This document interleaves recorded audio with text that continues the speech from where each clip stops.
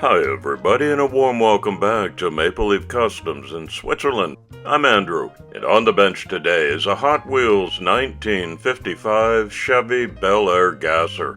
This is a premium casting that I got in a mail call from my friend and Four Horsemen teammate Paul at Diecast Graveyard. He sent this along with the note that he wanted to do a buddy build with me. He's making a Canadian version for me, and I'm to do an American-themed gasser for him. We'll be exchanging the cars afterwards, and that'll be my first custom from Diecast Graveyard. Okay, the gauntlet has been thrown down. Now for a friendly build-off. I don't have very many premium castings, precious few as a matter of fact, but the first thing I notice is that there's a superior paint job. Probably will be a challenge to my paint stripper gel. There's a blue glass on this one, but I can work with that. It's a plastic, all chromed interior, and I'm going to strip off the chrome because some serious mods are coming. And it's a metal base with really sharp looking wheels. Look at those big fat firestones on the back. I won't be exchanging those. Can't improve on that. Nice casting. Thanks, Paul. Those are all the parts that I have to work with, pretty straightforward other than the premium quality that is new for me.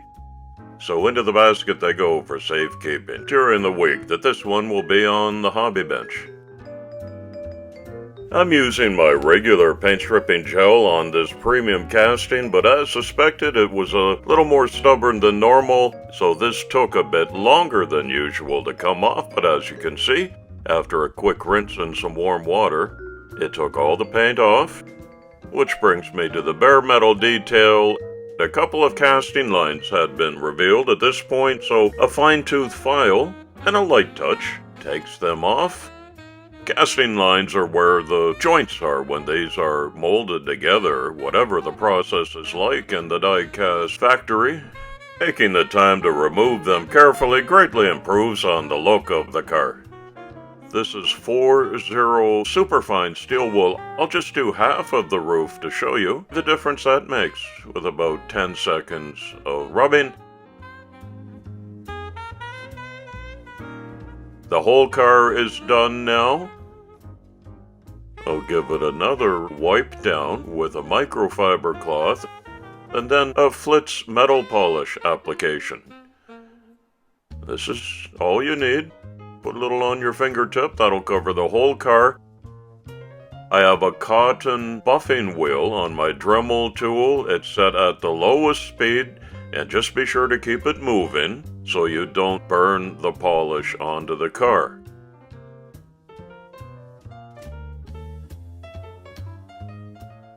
What a nice difference that makes.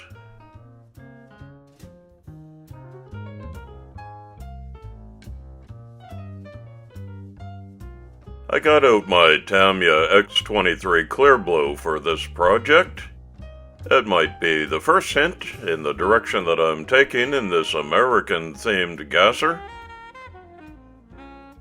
I've got a 0.3 needle in, my pressure is turned down to about 22, and this takes very thin application coats. This is just the first one. And I end up going over it 6 or 7 times until I got the dark blue that I wanted. That cures up overnight and I clear coat it before I do any masking so that when I unmask the job after painting the roof gloss white, I don't lose any of my clear blue paint job.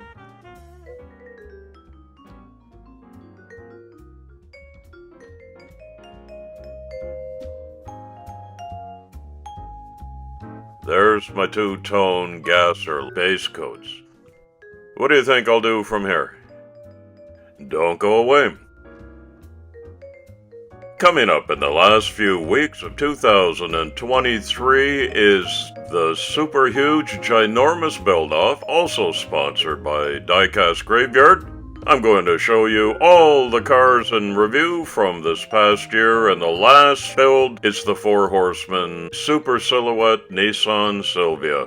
The first one of the new year is on the theme of exotics, so I hope you'll help me end up the year strong by subscribing. Certainly invite you to give this video a thumbs up if you're enjoying it. That's the best way to support me. Thanks so much. My main focus on modifications and customizations on this project involve the interior, which means it first has to be dechromed. I do that using basic household oven cleaner. And I've 3D printed a custom engine. Look at the detail on this. The spark plug wires are included. The fan belt is part of the print. Incredible. The three on the right are that model. I always print more than I need. Give them a quick spritz with some chrome spray. And now for the super finest brush that I've got to do a black fan belt.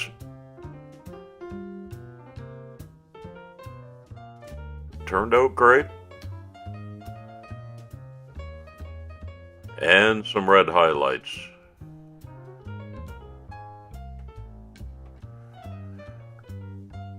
The attention to the little details is something that I like to do, and I think all the little things add up to a big difference.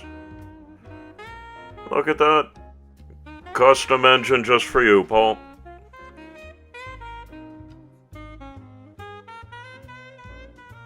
Today's community shoutout goes to Hoodgarage Diecast. And as always, I've left a link in the description, so you're just one click away from maybe your first visit to a new YouTube channel for you.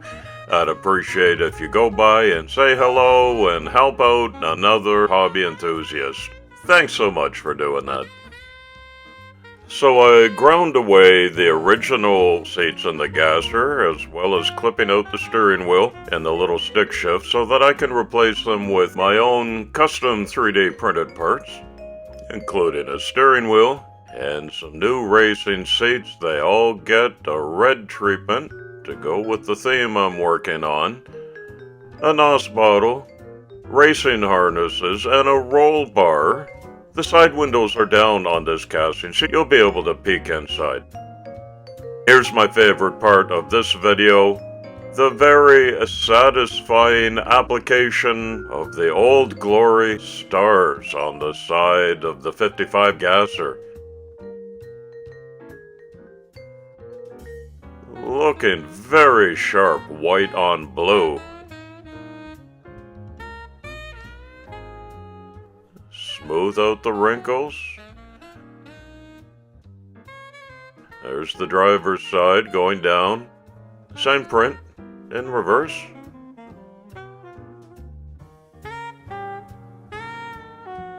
And the trunk. Kind of like hanging wallpaper. You gotta get these little star points lined up. Oh, say does that star-spangled banner yet wave? I hope my American viewers, especially Paul, are appreciating the red, white, and blue treatment here. You can be very proud of your flag and what it stands for. I grew up in Canada, right on the border. We were always happy to have a big brother just to the south. I think that's the USA Olympic hockey logo, but it works for this plan. They go on the doors over some ghost white background decals.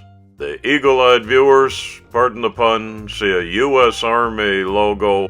Paul's a veteran.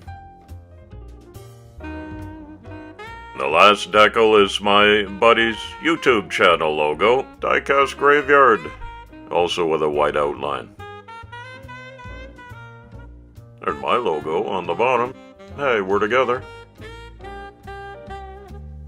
And it's time to put it all back to one piece. Super nice clear coat shine that was done the night before. There's your last full look at the customized interior.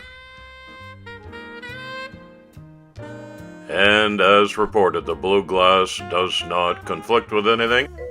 I did a little red and blue detailing on the undercarriage. 1, 2, 3, 4 parts go together. The custom engine will be the last part installed. It'll click into place.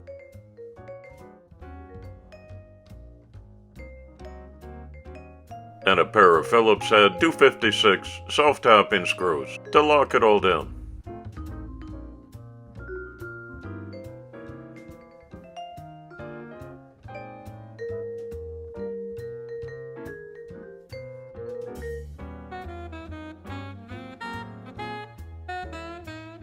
Ready for the interstate. Let's have a closer look. I think it all ties together now that you can see it done up with the engine in place. Original premium wheels, they look gorgeous.